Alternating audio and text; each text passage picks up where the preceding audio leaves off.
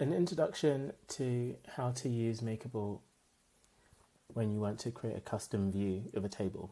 So on your contacts page, manage contacts, go to more options and select manage views.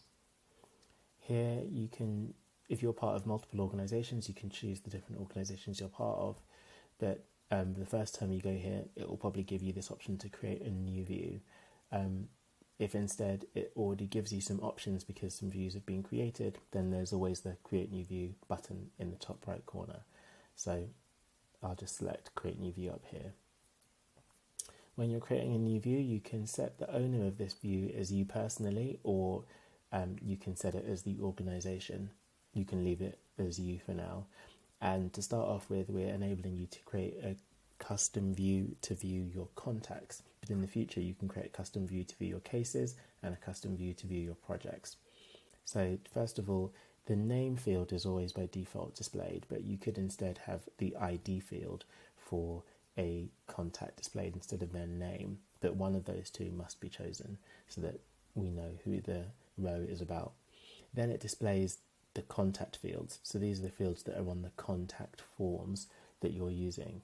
So when you go to an organization, you can manage your contact forms, which is the forms that you're using whenever you create a new contact. So when you go to create a contact, then it's determining what are the fields which are here when you're creating a contact. So those same fields are the fields which you can now choose from to add columns for.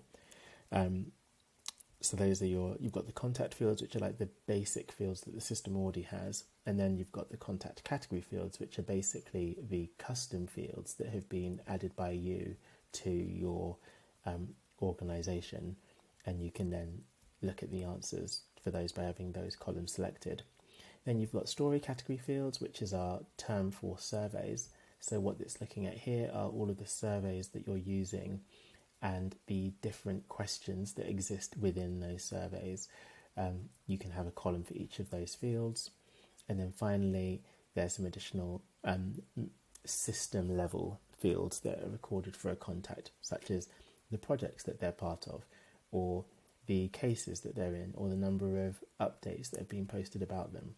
You can select some of those mandatory contact fields, which are system level fields, and then click save. That you need to give the view a name. So I'll call this my classic view. I scroll down, save. So now that view is available. When I next go to the contacts page for this organization, so I'm part of multiple organizations, so it's taking me to this first one. So instead I'll select Soul Food.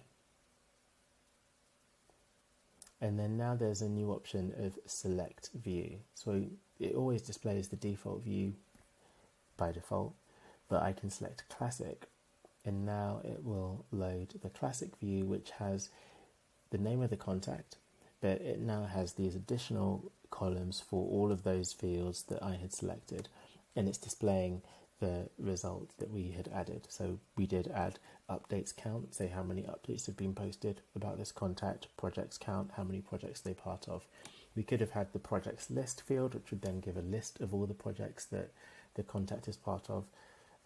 You can have as many views as you like, and when you've got a view, you can nevertheless say print it or download the content of that table as a CSV file.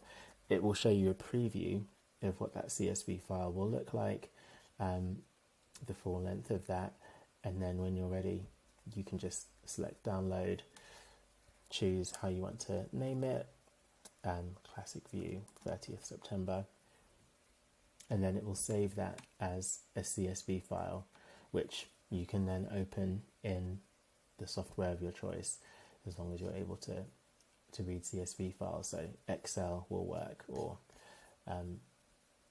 other similar software. And if I just display that CSV file on screen, then we can see it here. So it's got the name of the contact, the address, and then all of those additional fields that had been selected as columns. The content is there.